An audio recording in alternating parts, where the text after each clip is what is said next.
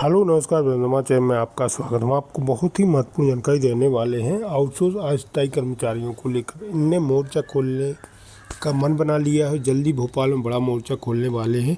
ये अपनी नियमितीकरण की मांग को लेकर वासुदेव शर्मा जी ने मीटिंग की है और रणनीति तैयार की जा रही है। सभी संगठन से आग्रह किया जा रहा है कि सभी संगठन एक साथ आए, उनकी मांग को रखें ताकि इनका भविष्य सुरक्षित हो सके।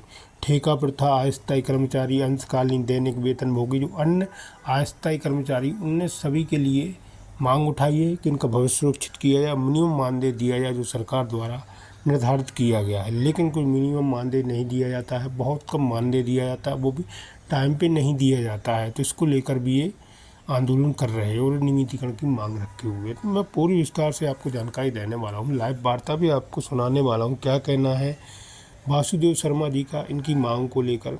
कब तक इनकी शासन से बात की जाएगी, उनकी मांग कब तक पूरी हो सकेगी। तो आप वीडियो में बने रहे, वीडियो पूरा देखें। वीडियो अच्छा लगे तो लाइक करें और चैनल को सब्सक्राइब बिल्कुल ना इसकी अपडेट पाने के लिए। इसका जिक्र करो, वो जब बूढ़ा हो जाएगा, रिटायर होगा, जब काम करने के लायक नहीं बचेगा, तो उसकी सामाजिक सुरक्षा के लिए क्या दोगे, वो उसका जिक्र होना चाहिए। उनका सामाजिक सुरक्षा के लिए पीएफ कटना चाहिए, पीएफ कटना चाहिए जो उनके बुढ़ापे में जाके मिले। तो ये जो हमारे वो नहीं है, हमारा कानून है ये, लेकिन इन्हीं कानूनों पर अमल कौन नहीं कर रहा? सरकार। एक कारखाने के अंदर आप जाएंगे, कारखाने का मालिक अपने मजदूर रखता है तो वो न्यूनतम वेतन देता है, वो उनका पीएफ भी काटता है और 8 घंटे ड्यूटी करा से ज्यादा अगर काम करता है कोई तो ओवर टाइम दिए। लेकिन सरकार खुद अपने ही नियम का, अपने ही कानून का उल्लंघन कर रही है, उसको उस पर अमल नहीं कर रही है और वो एक तरीके से 2000, 3000, 4000, 5000 रुपये में काम करा जो गलत है।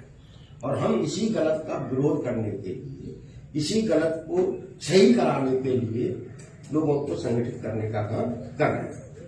अब ये अन्याय लंबे समय से हुआ, 20 साल से। ऐसा नहीं है कि संगठन नहीं थे, सबके संगठन बने हुए हम लोगों के साथ। और सरकार हम लोगों को गंभीरता से इसलिए भी नहीं देखती है कि उन्हें मालूम है कि ये जो लोग हैं ये कभी संगठित नहीं हो सकते, उनके दिमाग में ये। और संगठित हो भी जाएंगे तो ये अलग अलग संगठित होंगे। अब जैसे अभी तुम लोगों के गांव में पैसे मोबिलाइजर थे आदिवासी, उनको निकाल के घर बैठा दिए, संगठन उनका ही था, तो संगठन उनका भी था। अब उनकी संख्या पूरे मध्य प्रदेश में 5000 थी, विरोध किया तो 1500 इकट्ठे हुए। अब 1500 लोगों से सरकार नहीं डरेगी और डरेगी। ऐसे ही पंचायतों के चौकीदारों का संगठन था, लेकिन कभी गतिविधि नहीं होती थी। अंशकालीन कर्मचारी हैं जो छात्रावासों में, स्कूलों में है, ये रसोइया वगैरह ये सब है, इनकी संख्या लाखों में है पूरे प्रदेश में लाखों में। लेकिन सरकार अन्याय कर रही है। क्यों कर रही है? क्योंकि ये संगठित नहीं हो सकते। हम ये प्रयास कर रहे हैं कि ये सब लोग जो एक ही तरीके के अन्याय के शिकार हैं, इन्हें पूरा न्यूनतम वेतन नहीं मिलता, इनके पास कोई नियुक्ति पत्र नहीं है, इन्हें कभी भी हटा दिया जाता है। पंचायतों में सरपंच सचिव हटा देंगे, स्कूलों में प्रिंसिपल और छात्रावास अधीक्षक हटा देंगे, दूसरे अन्य जगह उनका जो अधिकारी है वो हटा देगा या दुत्कारेगा या अन्य तरीके का अन्याय करेगा। तो ये जो एक ही तरीके की बीमारी के शिकार जो लोग हैं, इनके साथ एक जैसा अन्याय हो रहा है।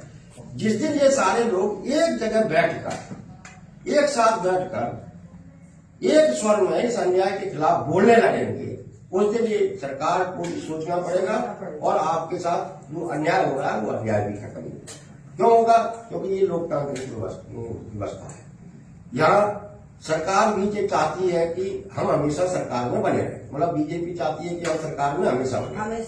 और सरकार में बने रहने के लिए आपके पास आपको वोट चाहिए कि नहीं? तो जिस दिन ये सब इकट्ठे हो जाएंगे उस दिन उनको लगेगा कि अगर हमने इनकी मांगे पूरी नहीं की तो ये हमको वोट नहीं देंगे। जब वोट नहीं देंगे तो हमारी सरकार नहीं बनेगी। तो उनको सरकार बनाना जितनी ज्यादा जरूरी है, हमारे लिए भी न्यूनतम वेतन लेना उतना ही जरूरी है।